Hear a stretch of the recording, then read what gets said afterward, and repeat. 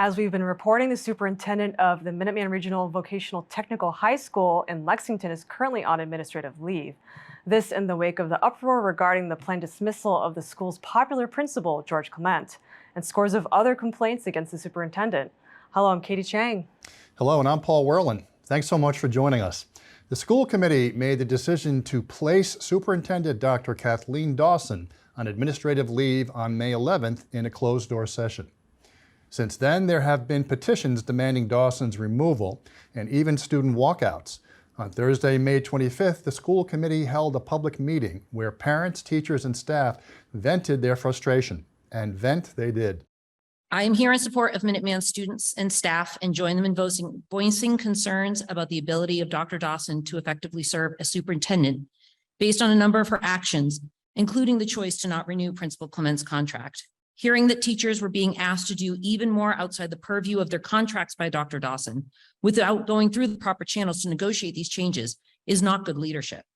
Ms. Maynard's statement to the school committee about Dr. Dawson's demand for a student to take a test long after the term had ended is concerning and shows Dr. Dawson's lack of professional respect for staff, along with not understanding what it truly means to educate and motivate students. I'm really alarmed at what has transpired here at Minuteman over the last 9 months. I'm the recent president of the Minuteman Parent Association from 2020 to 2023. And I had the opportunity to observe Mr. Clement and Dr. Dawson in their respective roles.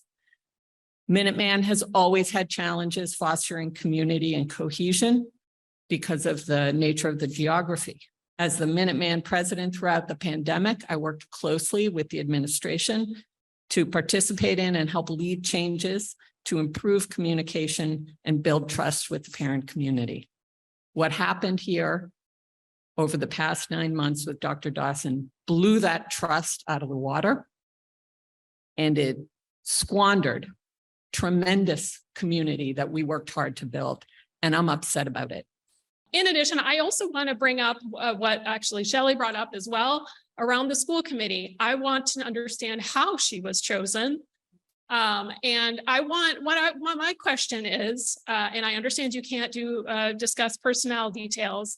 I'm a manager myself, and I get that.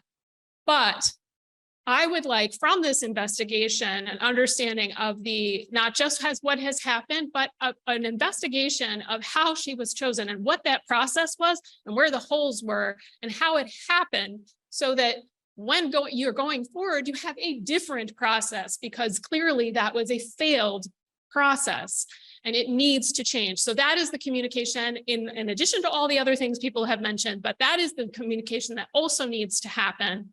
And it needs to happen, as was said, before the next school year.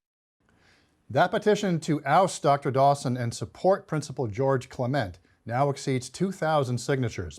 ACMi News has reached out to the offices of both Clement and Dawson numerous times. So far, no response. If anything changes in this ongoing story, you'll find the latest information on our Facebook page, facebook.com/ACMi News. Again, that's facebook.com/ACMi News.